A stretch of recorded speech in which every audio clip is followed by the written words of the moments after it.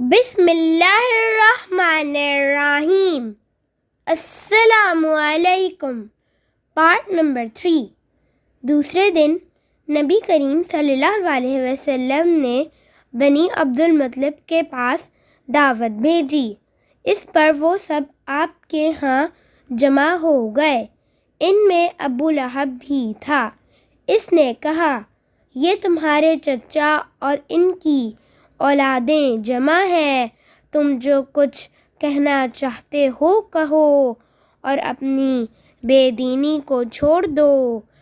ساتھ ہی تم یہ بھی سمجھ لو کہ تمہاری قوم میں یعنی ہم میں اتنی طاقت نہیں ہے کہ تمہاری خاطر سارے عربوں سے دشمنی لے سکیں، لہٰذا اگر تم اپنے معاملے میں پر اڑے رہے تو خود تمہارے خاندان والوں ہی کا سب سے زیادہ فرض ہوگا کہ تمہیں پکڑ کر قید کر دیں، کیونکہ قریش کے تمام خاندان اور قبیلے تم پر چڑھ دوڑیں۔ اس سے تو یہی بہتر ہوگا کہ ہم ہی تمہیں قید کر دیں۔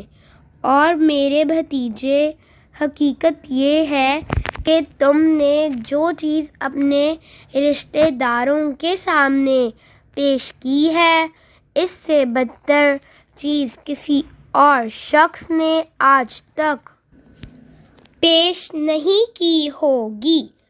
آپ نے اس کی بات کی طرف کوئی توجہ نہیں فرمائی اور حاضرین کو اللہ کا پیغام سنایا۔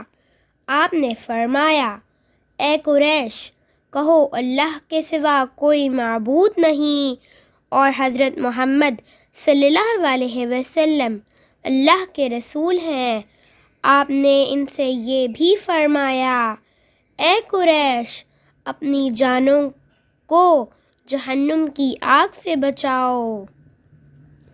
وہاں صرف آپ کے رشتہ دار ہی جمع نہیں تھے بلکہ قریش کے دوسرے قبیلے بھی موجود تھے۔ اس لیے آپ نے ان کے قبیلوں کے نام لے لے کر انہیں مخاطب فرمایا، یعنی آپ نے یہ الفاظ ادا فرمائے، اے بنی ہاشم، اپنی جانوں کو جہنم کے عذاب سے بچاؤ۔ اے بنی عبد شمس، اپنی جانوں کو جہنم کی آگ سے بچاؤ۔ اے بنی عبد مناف، اے بنی زہرہ، اے کعب بن لوئی، اے بنی مرو بن کعب، اپنی جانوں کو جہنم کی آگ سے بچاؤ۔ اے صفیہ، حضرت محمد صلی اللہ علیہ وسلم کی پھوپھی، اپنے آپ کو جہنم کی آگ سے بچاؤ۔ ایک روایت کے مطابق آپ نے یہ الفاظ بھی فرمائے، نہ میں دنیا میں تمہیں فائدہ پہنچا سکتا ہوں، نہ آخرت میں کوئی فائدہ پہنچانے کا اختیار رکھتا ہوں، سوائے اس صورت کے کہ تم کہو لا الہ الا اللہ، چونکہ تمہاری مجھ سے رشتہ داری ہے، اس لیے اس کے بھروسے پر کفر اور شرک کے اندھیروں میں گم نہ رہنا۔ اس پر ابو لہب آگ بگولا ہو گیا۔